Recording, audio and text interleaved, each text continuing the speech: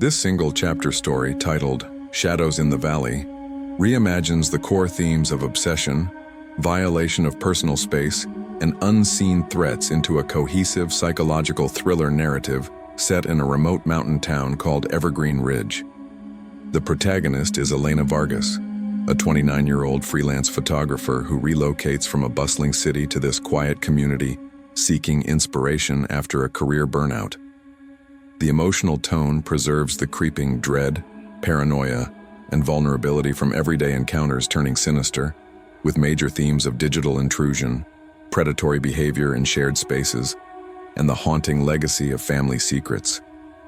The core message emphasizes how modern connectivity and isolation can amplify hidden dangers, leading to a loss of safety in one's own world.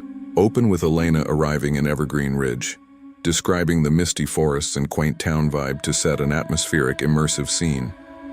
She's renting a cozy cabin-style apartment in a small complex overlooking a valley. To integrate into the community, she attends a local photography workshop at the town hall, where she meets Theo Harlan, a seemingly charming volunteer organizer in his mid-20s. Theo helps her with equipment setup, engaging in light conversation. Elena notices his overly enthusiastic demeanor but brushes it off as small-town friendliness. She mentions her long-distance boyfriend, Marcus, in passing. After the workshop, Theo emails her, using contact info from registration, asking for photo tips, which she politely provides. This establishes the initial, normal encounter that spirals. Elena Vargas steered her old SUV along the winding road that snaked up into Evergreen Ridge. The air grew cooler with each turn, carrying the sharp scent of pine and damp earth. It was early fall, and the leaves were just starting to turn, painting the mountains in patches of gold and red. She'd left the city behind 3 months ago, trading skyscrapers for this quiet town nestled in a valley. As a freelance photographer, she hoped the change would spark her creativity again. The burnout had hit hard after years of shooting corporate events and weddings. Now, at 29, she craved solitude and fresh inspiration. Her new home was a small apartment complex called Valley View Residences, built like stacked cabins with wooden exteriors and large windows overlooking the misty hills. It felt cozy, almost like a retreat. Elena unpacked the last box in her living room, setting up her camera gear on a wooden table by the window. The place was perfect, affordable, peaceful, and close to hiking trails where she could capture the landscapes that had drawn her here. To get involved in the local scene, Elena signed up for a photography workshop at the town hall. It was a weekend event organized by community volunteers, focusing on nature shots. She arrived early, her backpack slung over one shoulder, filled with lenses and notebooks. The hall was buzzing with a mix of locals and a few out-of-towners. That's where she met Theo Harlan. He was manning the registration table, a lanky guy in his mid-20s with messy brown hair and a friendly smile. "Welcome, you must be Elena Vargas," he said, glancing at her name tag. "I'm Theo, one of the organizers. Need help setting up?" Elena nodded, appreciating the offer. "Sure, thanks, I'm still getting used to the area." As they chatted while he helped arrange her tripod, Theo seemed genuinely interested in her work. "City photographer, huh? Bet you've got some amazing urban shots. I'm more into wildlife myself, but I could use tips on lighting." It was light conversation, nothing out of the ordinary. Elena mentioned her long-distance boyfriend, Marcus, who was back in the city wrapping up his job before possibly joining her. "We're talking about making it permanent soon," she said casually, not thinking much of it. The workshop went well. Elena presented a few of her photos, got feedback, and networked a bit. Theo was helpful throughout, pointing out good spots for sunset shoots in the valley. When it ended, she packed up and headed home, feeling energized. A week later, an email popped up in her inbox. It was from Theo, using the contact info from the registration form. "Hey Elena, loved your presentation. I'm working on a similar project, Wildlife in the Ridge. Any references you recommend?" Seemed normal enough. Elena replied with links to a few articles and PDFs she'd used in the past. "Good luck with it," she signed off. But a few days later, another email. "Thanks for the refs. Mind if we meet up so you can look over my draft shots? Coffee on me. Elena hesitated. She was busy with client edits and didn't want to commit. Happy to review digitally, just send them over, she responded. He pushed back. In person would be better. I learn more that way. Plus I heard you have that vintage wide-angle lens from your bio. I could really use a borrow if you're not using it. She sighed. The bio was public from the workshop site. Fine, she thought. Make it quick. Okay, but just a handoff. Meet at the Ridge Cafe tomorrow at noon. The cafe was busy, sunlight streaming through the windows. Theo arrived early, beaming. Elena handed over the lens in a bag. Here you go. You can keep it. I have extras. Good luck with your project. She kept her tone neutral, her expression distant. No lingering. She turned to leave after 5 minutes. Theo looked ecstatic, like he'd won a prize. Thanks so much, this means a lot. Elena nodded and walked out, hoping that was the end. It wasn't. A couple of days later, her phone buzzed with a text from an unknown number. Hey, it's Theo. Got your number from the workshop list. Hope that's cool. Love the lens. Want to grab dinner to discuss more? How did he get her number? The list was for emergencies only. Creepy, but maybe an oversight. Elena texted back. Please don't contact me personally. That info was private. His reply. Why not make it personal? We had a great connection at the cafe. Now it was clear. He had a crush, but this was over the line. Elena didn't respond. Ignore and move on, she told herself. Weeks passed. Then a friend from the workshop, Sarah, messaged her on Facebook.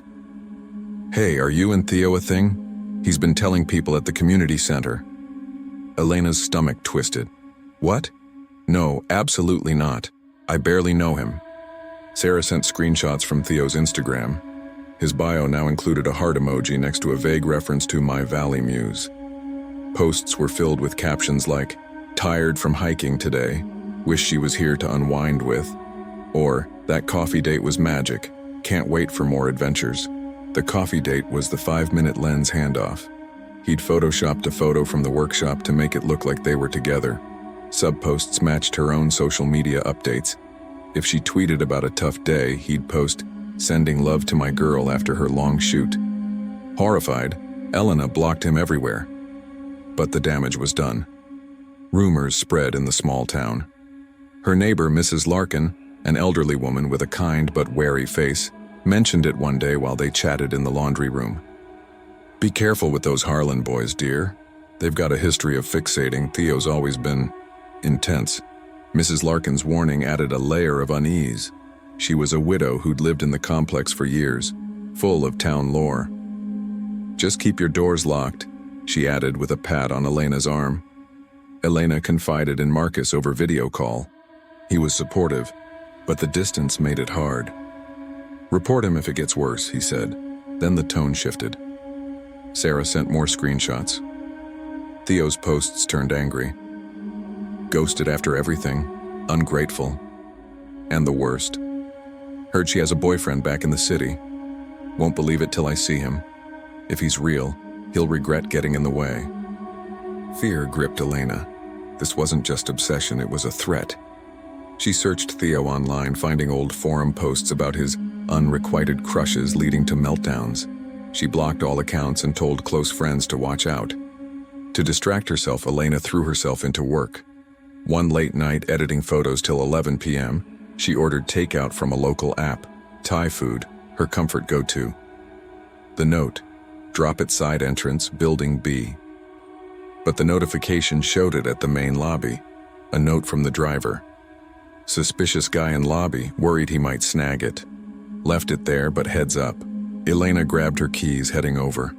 The lobby was dimly lit, empty except for a man sitting on a bench, phone in hand, eyes on the bag. You're here for this? He said, standing as she approached.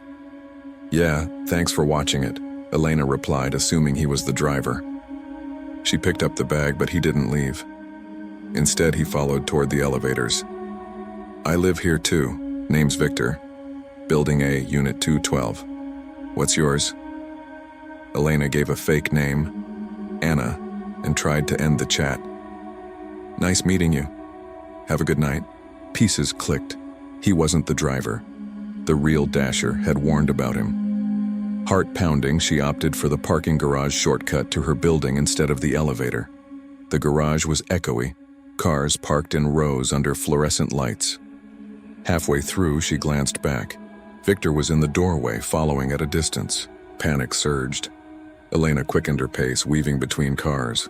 He sped up. She reached the far door, jamming the elevator button. It was slow. Could she hold the door if he pushed? No time. She darted to the stairs, taking them two at a time, food bag swinging. Up to the fourth-floor bridge connecting buildings. Breathless, she paused. From the corner, she saw movement, someone in the distance, maybe a resident walking a dog. Safety in numbers. She cut through the outdoor walkway, past potted plants and benches. Victor burst through a side door, huffing. "Hey, that's not your order. I saw the number 119, that's the apartment, you're stealing." He got in her face, jabbing at the receipt. "You could get evicted, go to jail." Elena backed up. "It's the order number, not apartment. This is mine. Check the app." He loomed closer, eyes wild. "Prove it. I'll follow you home, see if it matches." Loud voices, she thought. "Back off. This is harassment." A door opened nearby, a resident peeking out. Victor noticed, pressed the elevator button, muttering threats. "You'll regret this." Elena sprinted back through the walkway to her building, up the elevator into her apartment. She locked the door, sliding down against it, breaths coming in gasps. Her chest tightened, vision blurring. Was this a panic attack? She clutched the counter, grounding herself. After calming, she emailed management with details, screenshots from the app, locations for cameras. The next morning, a knock. Management. The property manager, Mr. Ellis, and a maintenance guy. "We saw your email. Footage is chilling. You need to file a police report." They knew Victor, fourth complaint from women. He targets lone females, never men or groups. History of arrests for harassment, mental health holds. Released 2 weeks ago. We didn't know he was back. Stomach sinking, Elena met Mr. Ellis outside to call police. The officer arrived, taking notes. "No weapon recalled? Threats like 'I'll kill you'?" "No, but he chased me, accused me." "Unfortunately, that's nuisance behavior, not criminal. Eviction's tough, long process." Elena was stunned. Back home, she ordered a door camera, pepper spray. Researched Victor. 6 court cases since 2018. Stalking, DV, restraining orders, firearm surrender refusals. He had guns? Women had tried protections, but he dodged. Paranoia set in. She avoided the lobby, planned routes. Mrs. Larkin checked on her. "That Victor's bad news. Stay vigilant." To cope, Elena turned to her friend Jamie, a local journalist she'd met at the workshop. "Help me dig into this?" Jamie nodded. "Sure, let's see." Over coffee at Jamie's place, they uncovered a link. Victor and Theo were cousins. Old family photos online. Theo commenting on Victor's posts with "family first." Had Theo sent Victor after her? "Twisted," Jamie said. Theo's obsession, Victor's muscle. Elena installed the camera. Days later, reviewing footage, she saw Victor lingering near her door at odd hours. Needing escape, Elena drove to her late aunt's cottage by Lake Whisper, an hour away. Inherited after her aunt's passing, it was a rustic spot with a private dock. She'd been fixing it up, painting, repairing the porch. Arriving early one Friday, she unlocked the door. A thick whiff of pipe tobacco hit her. No one smoked in the family. Inside, dirty mugs in the sink. Not hers. The place felt occupied. She checked the trail cam her aunt had set up for wildlife. Weeks of footage, motion lights at night, but nothing in frame. Deer? Or someone dodging? Uneasy, she started cleaning. Then a slam, the back door. Footsteps crunching away into the woods. Heart racing, Elena locked up, peering out. No one, but clues, a hidden note in a drawer. Watching over you, like I did her. Her aunt? Trembling, she called Jamie. "Someone's been here." Back in town, connecting dots. Theo's posts now hinted at protecting what's mine, tagging vague locations near the lake. Victor liked them. Police again. No break-in evidence, hard to act. Marcus called. Come back to the city. But Elena stayed, determined. A twist. Checking Marcus's emails, she found innocent exchanges with Theo on photography forums. Had Marcus shared details about her? Night fell at the cottage. Elena sat by the fire, camera ready. Footsteps outside. A whisper through the door. Elena, I'm here for you.